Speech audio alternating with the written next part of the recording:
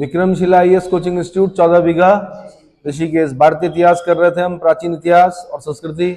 उसमें आज हमने करना है शैव धर्म। क्या करना है? शैव धर्म। ठीक है, शैव धर्म से संबंधित क्या क्या प्रश्न पूछे जा सकते हैं। तो शिव भक्ति के विषय में प्रारंभिक जानकारी सिंधु घाटी से प्राप्त होती है। इंडस वैली सिविलाइजेशन में आपने पढ़ा होगा, लिंग पूजा का उल्लेख मिला है। मोहनजोदड़ो से पशुपति शिव की आकृति वाली एक मोहर मिली है, जिसमें एक व्यक्ति योग मुद्रा में बैठा है, जिसके सिर पर त्रिशूल जैसा चिन्ह है, योग मुद्रा में बैठा है, जिसके दाईं तरफ हाथी और व्याघ्र है, जिसके बाईं तरफ गैंडा भैंसा है। सुना है ना? आर्नेस्ट मैके ने खोजा उसको, तो उसको क्या बोला गया? पशुपति शिव की आकृति वाली मोहर कहा गया है। बोला जा सकता है कि सिंधु घाटी से प्राप्त होती है शिव भक्ति के विषय में प्रारंभिक जानकारी। ऋग्वेद में शिव से सामने रखने वाले देवता को रुद्र कहा गया है। क्या कहा गया है? रुद्र, रुद्राक्ष। क्या? रुद्र से ही बना है रुद्राक्ष। एक पेड़ होता है, उसमें क्या लगता है? रुद्राक्ष बोला गया उसे। ठीक है, महाभारत में शिव का उल्लेख एक श्रेष्ठ देवता के रूप में हुआ है। मेगस्थनीज ने ईसा पूर्व 4वीं शताब्दी में शैव मत का उल्लेख किया है। मेगस्थनीज ने भी लिखा है। मैंने कहा मेगस्थनीज जहां कृष्ण को क्या बोलता है? हेराक्लीस बोलता है, वहीं वो शैव मत का भी उल्लेख करता है अपने इंडिका में। वस्तुतः शैव धर्म एक संप्रदाय के रूप में जो इसका प्रारंभ हुआ वो शक सातवाहन काल में हुआ। कब हुआ? आपको पता है कि मौर्यों के बाद कौन हुए? अरे मौर्यों के बाद कौन हुए भाई? शुंग हुए। शुंग के बाद कौन हुए? कण्व हुए। कण्व के बाद कौन हुए? सातवाहन हुए। कौन हुए? सातवाहन। अब सातवाहन वंश जो है वो तो भारत का है, लेकिन शक जो है वो कहाँ के हैं? विदेशी हैं। ठीक है, तो शकों का आक्रमण भी चल रहा है उसी समय। गुप्तों के टाइम पर देख रहे होंगे आप, सकारी बोलते हैं चंद्रगुप्त विक्रमादित्य को। अनुश्रुतियां क्या बोलती हैं? चंद्रगुप्त विक्रमादित्य को सकारी के रूप में क्या करती है? तो ना शकों के आक्रमण चल रहे थे, काफी लंबे समय तक चले। गुप्त काल तक आते आते इसने चंद्रगुप्त विक्रमादित्य ने शकों का क्या कर दिया? उन्मूलन कर दिया। ठीक है, तो शक सातवाहन यानी शैव एक संप्रदाय के रूप में शैव धर्म का प्रारंभ शक सातवाहन काल में हुआ, जो गुप्त काल में चरम परिणति पर पहुंचा। गुप्त काल में चरम परिणति पर पहुंचा। अर्धनारीश्वर तथा त्रिमूर्ति। अर्धनारीश्वर मतलब आधे शिव आधे पार्वती, और त्रिमूर्ति मतलब ब्रह्मा विष्णु और महेश की पूजा गुप्त काल में आरंभ हुई। कब हुई? त्रिमूर्ति की पूजा कब हुई? आंसर गुप्त काल में। अर्धनारीश्वर की पूजा कब हुई? आंसर गुप्त काल में। समन्वय की यह उदार भावना गुप्त काल की विशेषता है। समन्वय की यह भावना, यह उदार भावना गुप्त काल की विशेषता। अर्धनारीश्वर की मूर्ति शिव एवं पार्वती के परस्पर तादात्म्य पर आधारित थी। ऐसी पहली मूर्ति का निर्माण गुप्त काल में हुआ था। ये क्वेश्चन बन चुका है, आर्ट एंड कल्चर में पूछेगा वो कि अर्धनारीश्वर की मूर्ति किस काल में बनी? आपने बोलना है गुप्त काल में बनी। ठीक है, आधे शिव और आधे पार्वती। लिंग पूजा का प्रथम स्पष्ट उल्लेख मत्स्य पुराण में मिलता है। उल्लेख बोल रहा हूं मैं। लिंग पूजा तो इंडस वैली सिविलाइजेशन में भी दिखती है, लिंग और योनि की पूजा होती है, लेकिन लिंग पूजा का प्रथम स्पष्ट उल्लेख कहां पर मिलता है? मत्स्य पुराण में मिलता है। क्वेश्चन बन चुका है यहां से। महाभारत के अनुशासन पर्व में लिंगोपासना का उल्लेख है। इसका लिंगोपासना का उल्लेख है। भगवान राम के उसमें भी पढ़ा हमने रामायण में। श्वेतबंध रामेश्वरम में जो ज्योतिर्लिंग है वो किसके द्वारा स्थापित है? भगवान राम के द्वारा स्थापित है। लंका जाने से पहले उन्होंने वहां पर क्या किया? लिंग की स्थापना की, है ना, रामेश्वरम। अच्छा जी, हरिहर के रूप में शिव की विष्णु से सर्वप्रथम मूर्तियां गुप्त काल में बनाई गई। कब? हरिहर। वैसे भी ये भी बता दूं आपको, हरिहर में एक बड़ा अच्छा एग्जाम्पल है कि जो शैव धर्म को मानने वाले लोग हैं वो हरिद्वार बोलते हैं। क्या बोलते हैं? हरिद्वार नहीं बोलते, वो क्या बोलते हैं? हर का द्वार। हर मतलब, अरे भाई नीचे से जब आएंगे तो पहले हरिद्वार में आएंगे तभी तो जाएंगे केदारनाथ ज्योतिर्लिंग के दर्शन करने, तो हरिद्वार बोलते हैं। जो विष्णु के उपासक होंगे वो हरिद्वार बोलते हैं। क्या बोलते हैं? हरिहर। हरिहर। ठीक है, शिव की प्राचीनतम मूर्ति जो मिली है गुड्डी मल्लम लिंग रेणुगुंटा से मिली है। गुड्डी मल्लम लिंग रेणुगुंटा कहाँ है? आंध्र प्रदेश में है। कौशितकी और शतपथ ब्राह्मण में शिव के 8 रूपों का उल्लेख है। चार संहारक के रूप में, चार सौम्य रूप में, चार सौम्य रूप में और चार संहारक के रूप में। शैव संप्रदाय का प्रथम उल्लेख पतंजलि के महाभाष्य में शिव भागवत नाम से हुआ है। पतंजलि का महाभाष्य अष्टाध्यायी पर टीका है, पाणिनि की अष्टाध्यायी पर टीका है। तो पतंजलि ने योग सूत्र भी लिखा है और पतंजलि ने महाभाष्य भी लिखा है। तो महाभाष्य में शिव भागवत नाम से हुआ है। किसका उल्लेख? शैव संप्रदायों का। वामन पुराण में शैव संप्रदाय की संख्या 4 बताई गई है। यह नंबर 1 शैव, नंबर 2 पाशुपत। सुना है पाशुपत संप्रदाय? भगवान लकुलीश। पाशुपत संप्रदाय कौन? ऐसे कापालिक और चौथे कालामुख, कापालिक और कालामुख। ठीक है। तो वामन पुराण में 4 संप्रदाय कौन से मिलते हैं? तो शैव मिलता है, पाशुपत मिलता है, कापालिक मिलता है और कालामुख मिलता है। शैव संप्रदाय के जो कर्ता हैं वो शिव हैं, कारण शक्ति हैं और उपादान का बिंदु है, ऐसे याद किया जाता है। शैव संप्रदाय के अनुसार कर्ता कौन है? शिव है। कर्ता शिव है, कारण कौन है? शक्ति है, और उपादान कौन है? बिंदु है। उपादान बिंदु है। इस मत के 4 पाद या 4 पाश या बंधन है, विद्या, क्रिया, योग और चर्या। 3 पदार्थ हैं, पति, पशु और पाश। ये यूपीएससी के क्वेश्चन होते हैं। ऐसे कैसे पूछेगा कि शैव मत में 4 पाश कौन से हैं, 4 बंधन कौन से हैं या 4 पाद कौन से हैं? तो आपने 4 पाद याद करने, विद्या, क्रिया, योग और चर्या। विद्या, क्रिया, योग और चर्या। पूछेगा शैव मत में 3 पदार्थ कौन से हैं? तो आपने बोलना पति, पशु और पाश। समझ में आ गया? दूसरा संप्रदाय जो है पाशुपत संप्रदाय है। कौन सा? शैव मत का सबसे पुराना संप्रदाय कौन सा है? पाशुपत संप्रदाय है। इस संप्रदाय के संस्थापक कौन है? लकुलीश है, या नकुलीश भी बोला जाता है, लकुलीश या नकुलीश, जिन्हें भगवान शिव के 18वें अवतार के रूप में माना जाता है, पूजा की जाती है इनके 18वें अवतार के रूप में। लकुलीश का जन्म कायावरोहण गुजरात में हुआ था। क्वेश्चन बना हुआ, नकुलीश या लकुलीश जी का जन्म कहाँ हुआ था? भगवान लकुलीश का आंसर कायावरोहण गुजरात में हुआ था। तो जो शैव लोग होते हैं वो जाते हैं यहाँ पर। वाजस्नेयी संहिता में अंबिका का उल्लेख रुद्र की भगिनी के रूप में हुआ है। किसका? अंबिका, रुद्र की भगिनी। भगिनी मतलब बहन, भगिनी मतलब बहन। इस संप्रदाय के अनुयायियों को पंचार्थिक कहा गया है। इस मत का प्रमुख सैद्धांतिक ग्रंथ पाशुपत सूत्र है। क्या है? अब देखो ये पंचार्थिक है। अभी हमने वैष्णव में 5 रात्रिक पढ़ा, वो अलग है, पंचार्थिक अलग है। क्या पढ़ा था हमने? 5 रात्रिक पढ़ा था भाई। हाँ जी, नारायण के उपासक क्या कहलाते हैं? 5 रात्र कहलाते हैं। लेकिन यहाँ पर मैं बोल रहा हूँ पंचार्थिक। तो पशुपत संप्रदाय के अनुयायियों को पंचार्थिक कहा गया है। इस मत का प्रमुख सैद्धांतिक ग्रंथ कौन सा है? पाशुपत सूत्र है।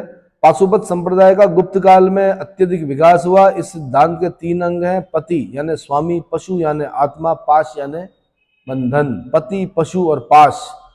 पशुपति के रूप में शिव की उपासना की जाती है। पशुपति के रूप में शिव की उपासना की जाती है। अगले हैं कापालिक। कौन है? कापालिक। इनके इष्ट देवता जो है वो भैरव हैं।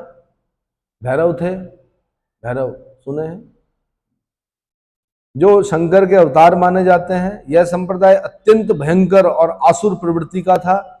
इसमें भैरव को सुरा और नर बलि का नैवेद्य चढ़ाया जाता था। शराब चढ़ाई जाती थी और नर बलि दी जाती थी। क्या दी जाती थी? नर बलि। आशुतोष राणा की एक पिक्चर है, नर बलि, बच्चों की बलि देता था वो, उसमें मुझे ध्यान नहीं आ रहा कौन सी है। इस संप्रदाय का मुख्य केंद्र बिंदु जो है वो केंद्र है वो श्रीशैल है। कहां पर है? आंध्र प्रदेश में है, तेलंगाना में। अब देखना जरा, श्रीशैल, श्रीशैल वन्य जीव अभ्यारण्य भी है वहां पर। श्रीशैल नामक स्थान था जिसका प्रमाण भवभूति के मालती माधव में मिलता है।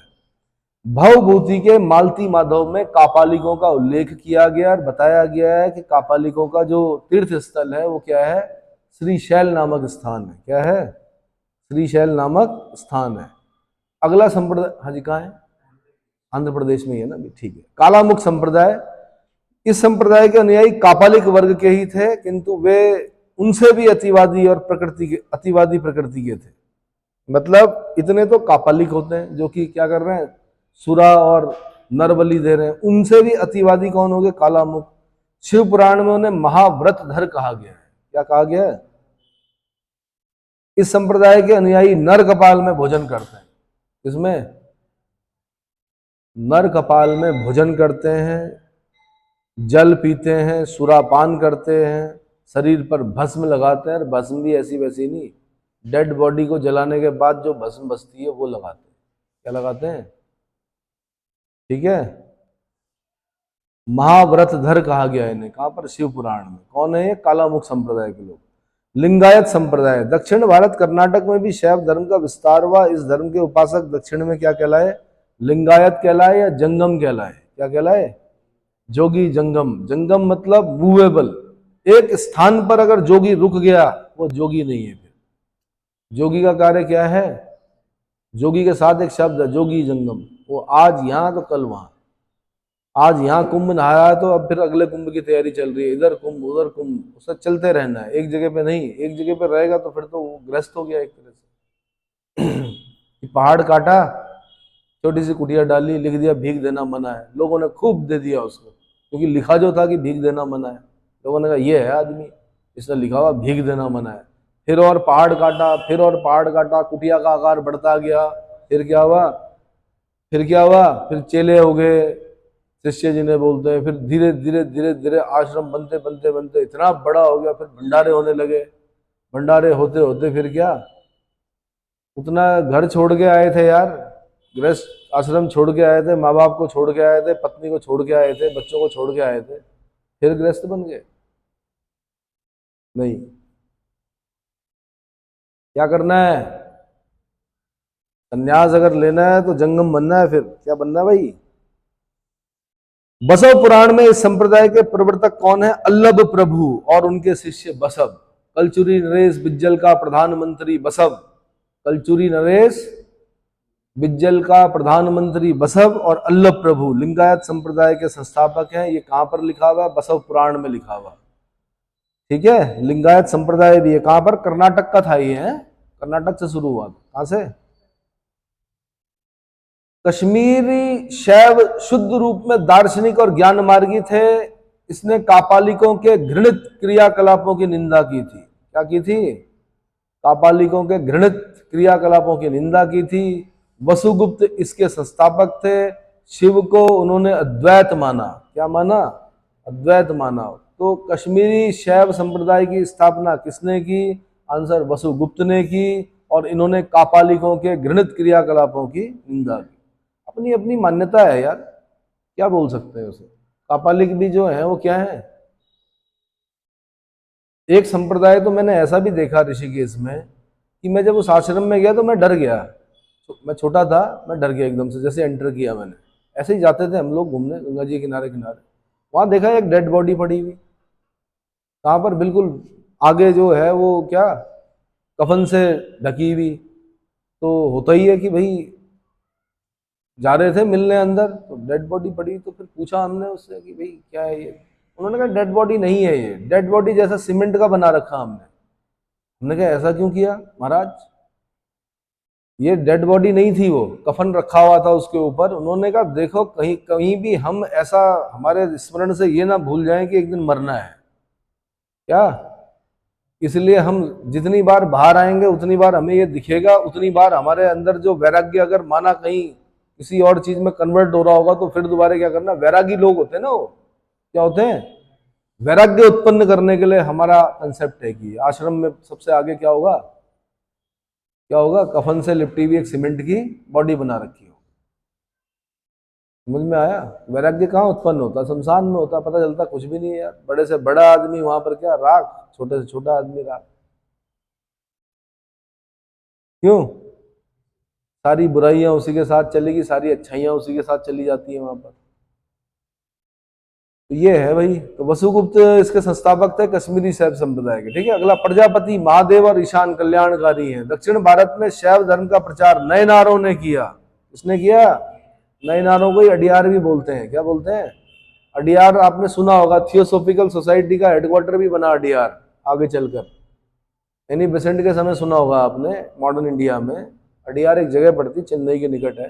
ठीक है, तो नयनारों को अडियार भी कहा जाता है। तो अडियार संत, इनकी संख्या कितनी? 63 है। कितनी है? जैन धर्म में सलाका पुरुषों की संख्या भी 63 है, और यहां पर नयनारों की संख्या भी कितनी है? 63 है। इनके श्लोकों का संग्रह जो है वो तिरुमुड है। श्लोकों के संग्रह को क्या बोलते हैं? तिरुमुड है। ये यूपीएससी का क्वेश्चन है, तिरुमुड है। जिसका संकलन किसने किया था? नाम्बी अंडाल नाम्बी ने किया था। किसने किया था? नाम्बी अंडाल नाम्बी ने किया था भाई। ठीक है, उसके बाद शाक्त धर्म है भाई। शाक्त धर्म मतलब शक्ति के उपासक होते हैं। वैसे मातृ देवी की उपासना का सूत्र पूर्व वैदिक काल में भी खोजा जा चुका है, परंतु देवी या शक्ति की उपासना का संप्रदाय वैदिक काल जितना ही प्राचीन है। देखो, मातृ देवी की पूजा करते थे इंडस वैली सिविलाइजेशन के लोग और उससे पहले के लोग। किसकी? मातृ देवी की पूजा। लेकिन क्या है कि शक्ति की उपासना का संप्रदाय वैदिक काल जितना ही प्राचीन है। शक्ति संप्रदाय का शैव मत के साथ घनिष्ठ संबंध है। इस आदि शक्ति या देवी की पूजा का स्पष्ट उल्लेख महाभारत से प्राप्त होता है। कहां से? महाभारत से प्राप्त होता है। हमारे सारे देवता अस्त्र शस्त्र लिए हुए हैं, और अस्त्र शस्त्र सिर्फ हमारे देवताओं तक ही है, हमारे पास नहीं है। हाँ, उत्तराखंड में होते हैं, जो मंदिर होते हैं वहां पर रखे रहते हैं, लेकिन उन अस्त्र शस्त्रों की जो आकार हैं, प्रकार हैं, वो अब उतने उन्नत नहीं है जितने की क्या हुआ बाद में हुए। समझ रहे हो मैं क्या बोलना चाह रहा हूं? देवी और देवताओं के पास, सबके पास अस्त्र शस्त्र हैं। कोई ऐसे देवता हैं जिनके पास शस्त्र ना हो? ब्रह्मा जी, ब्रह्मा जी। इंद्र के पास वज्र है, हनुमान जी के पास गदा है, भगवान राम के पास तीर धनुष है, तुणीर है, लक्ष्मण के पास भी है, भगवान कृष्ण के पास चक्र है, गदा है, चक्र है। भगवान विष्णु के पास तो एक ही हाथ नहीं है, कई हाथों में अलग अलग क्या है। ठीक है, भगवान शिव के पास त्रिशूल है। क्या है? त्रिशूल है। और ब्रह्मा जी के पास नहीं है शायद, तो सृष्टि के निर्माता है ना। चलो, और देवियां जितनी हैं वो सिंह पर बैठी हुई हैं, उनके भी कई हाथ हैं, उनके पास भी क्या है? क्या है? अस्त्र शस्त्र हैं। और एक देवी तो ऐसी है कि छद्म रूप धारण करके एक ने शिव बन गए। क्या बन गए? कोई दैत्य था ना, शिव का रूप धारण कर लिया, काली माई ने उसका क्या कर दिया? वहीं पर संहार कर दिया। क्या कर दिया? क्योंकि उनके पति का रूप धारण कर रहा था वो। समझ में आ रहा है मैं क्या बोलना चाह रहा हूं? ठीक है, उसका भी संहार करते हुए दिखाया गया। इसका मतलब क्या है? क्या इंडिकेट कर रहा है ये चीज? ये इंडिकेट कर रहा है कि ये देश हमेशा आक्रांताओं से ग्रसित रहा। इसलिए देवी और देवताओं को किससे दिखाया गया है? शस्त्र और अस्त्रों के साथ दिखाया गया। समझ में आया? शस्त्र पूजा का क्या है यहां पर प्रचलन है। फिर वो शस्त्र धीरे धीरे क्या हो गए कि नगरीय सभ्यताएं आई और धीरे धीरे शस्त्र क्या हो गए? कम हो गए। मतलब नहीं रखे लोगों ने, क्योंकि नगरीय सभ्यता में लोग शांतिपूर्वक रहते हैं। शस्त्र जो उनकी सुरक्षा का दायित्व होता है वो किसका होता है? पुलिस का होता है। किसका होता है भाई? पुलिस का। तो इस आदिशक्ति या देवी की पूजा का स्पष्ट उल्लेख महाभारत में प्राप्त हुआ है। पुराणों के अनुसार शक्ति की उपासना मुख्यतः काली और दुर्गा की उपासना तक सीमित है। वैदिक काल में उमा, पार्वती, अंबिका, हेमवती, रुद्राणी और भवानी जैसे नाम मिलते हैं। कैसे नाम मिलते हैं? उमा, पार्वती, अंबिका, हेमवती, रुद्राणी और भवानी। ऋग्वेद के 10वें मंडल में एक पूरा सूक्त ही शक्ति की उपासना से संबंधित है, जिसे तांत्रिक देवी सूक्त कहा जाता है। इसको क्या कहा जाता है? तांत्रिक देवी सूक्त कहा जाता है। 64 योगिनी का मंदिर कहां पर है? जबलपुर में है, मध्य प्रदेश में है। 64 योगिनी का मंदिर शाक्त धर्म के विकास और प्रगति को प्रमाणित करने का साक्ष्य उपलब्ध है। क्या है? उपासना पद्धति। शाक्तों को दो वर्ग हैं। उपासना पद्धति के 2 वर्ग हैं, कौल मार्गी और समयाचारी। शाक्तों के 2 वर्ग कौन कौन से हैं? एक है कौल मार्गी, दूसरे हैं समयाचारी। पूर्ण रूप से अद्वैतवादी साधक कौल कहलाते हैं, जो कर्दम और चंदन में, शत्रु और पुत्र में, शमशान और भवन में, कांचन और तृण में कोई भेद नहीं समझते। समझ रहे? बहुत बड़ी चीज है। इसका मतलब समझ रहे हो? नहीं समझ रहे हो? पूर्ण रूप से अद्वैतवादी साधक कौल कहे जाते हैं कर्दम और चंदन में। चंदन जो होता है वो शीतल होता है, कर्दम जो होता है वो क्या, कोयला। कर्दम देखना किसको बोलते हैं, जला हुआ कोयला।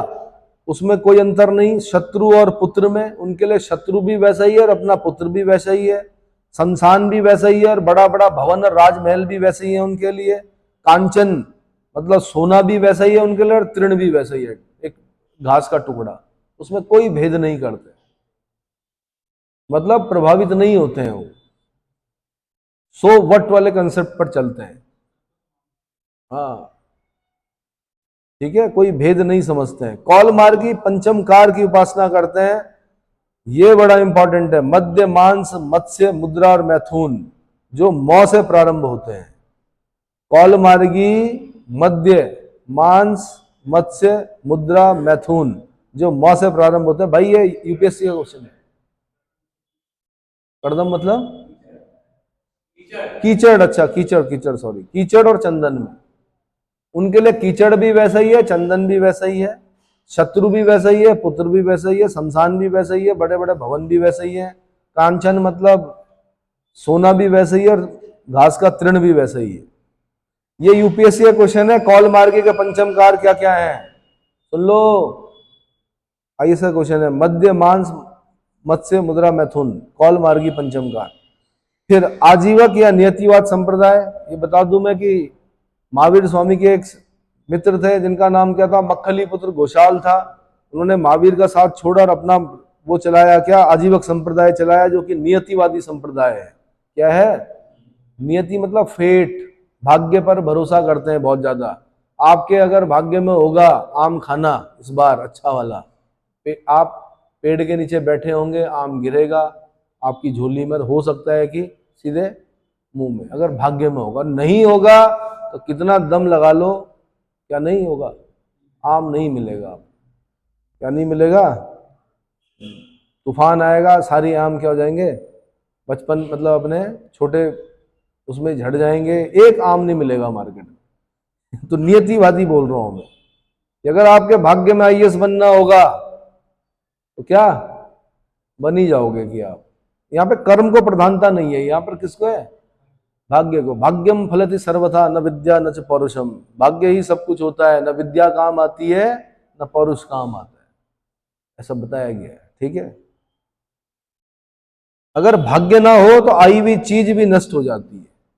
और कई जगह पर देखते हैं यार, हम हुमायूं को देखते हैं, बाबर ने जीत जात के पूरा जीता दिया, हुमायूं ने क्या कर दिया, उसको क्या कर दिया, 15 साल भिखारियों जैसा जीवन व्यतीत किया।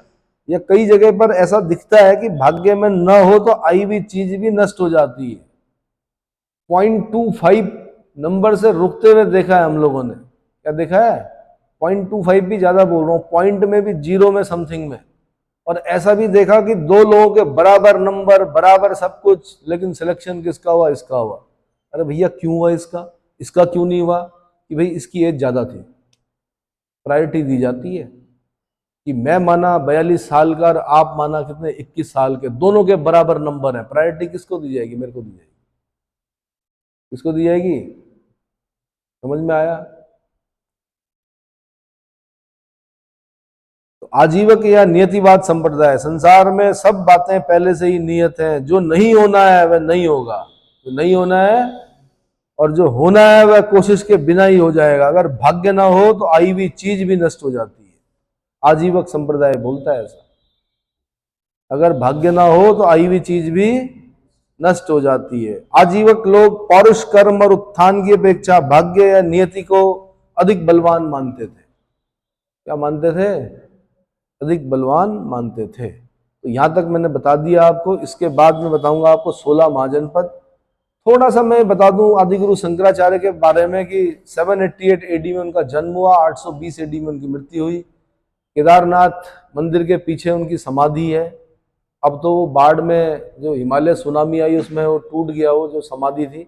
अब वहाँ पर एक पत्थर है बहुत बड़ा जिसकी पूजा भी की जाती, शिलाखंड है, वहीं पर आदि गुरु शंकराचार्य की समाधि थी। जन्म कलाडी केरल में हुआ था, नंबूदरी ब्राह्मण परिवार में हुआ था। ठीक है, बचपन में संन्यास ले लिया। क्या ले लिया? बचपन में संन्यास ले लिया। ज्ञान कर्म और भक्ति में से ज्ञान मार्ग को चुना उन्होंने, शास्त्रार्थ किए, कई लोगों को, मंडन मिश्र जैसे विद्वानों को पराजित किया शास्त्रार्थ में, 4 मठों की स्थापना की, भारत में एकता स्थापित की, इकोनॉमी को बड़ा स्ट्रांग किया उन्होंने एक तरह से अप्रत्यक्ष रूप से। उन्होंने क्या किया कि ज्योतिर्मठ, उत्तर में ज्योतिर्मठ की स्थापना की, बद्रीनाथ, है ना। पूरब में उन्होंने पुरी में जगन्नाथपुरी की, सॉरी, पुरी में गोवर्धन पीठ की स्थापना की। कहाँ पर? उड़ीसा में। पश्चिम में उन्होंने, गुजरात में उन्होंने द्वारका पीठ की स्थापना की, शारदा पीठ, द्वारका का शारदा पीठ। और श्रृंगेरी कर्नाटक में उन्होंने एक और मठ की स्थापना की, और बोला कि उत्तर भारत में दक्षिण के क्या होंगे? पुजारी होंगे, और दक्षिण में कौन होंगे? कुछ इस प्रकार से। तो ये दरअसल सर्कुलेशन चला। फिर लोग क्या हुए? यात्रा पे आए। कहाँ? उत्तराखंड में था नहीं भाई कुछ कमाई का साधन। आज भी उत्तराखंड भूखा मर जाए अगर यात्रा ना चले तो। आज भी उत्तराखंड की कमाई का जो मुख्य स्रोत है यहाँ के लोगों का, वो क्या है? पर्यटन है। पर्यटन नहीं भाई, तीर्थाटन। पर्यटन से नहीं होता यहाँ इतना। पर्यटन तो हो रहा है अब, लेकिन मैंने कहा आज तक, अभी तक, जब तक पर्यटन नहीं था उससे पहले क्या था? तीर्थाटन था। ये चट्टियां, ये काली कमली वाली धर्मशाला, ये क्या है? ये बताती हैं कि उस जमाने में इतना ज्यादा रहा होगा, संख्या कम रही होगी, इतने लोग नहीं आए होंगे, लेकिन तीर्थाटन से ही क्या हुआ है? यहाँ की आजीविका चली है। समझ में आया? उम्मीद है समझ में आ गया। इसके बाद मैं 16 महाजनपद कराऊंगा अगले लेक्चर। ठीक है।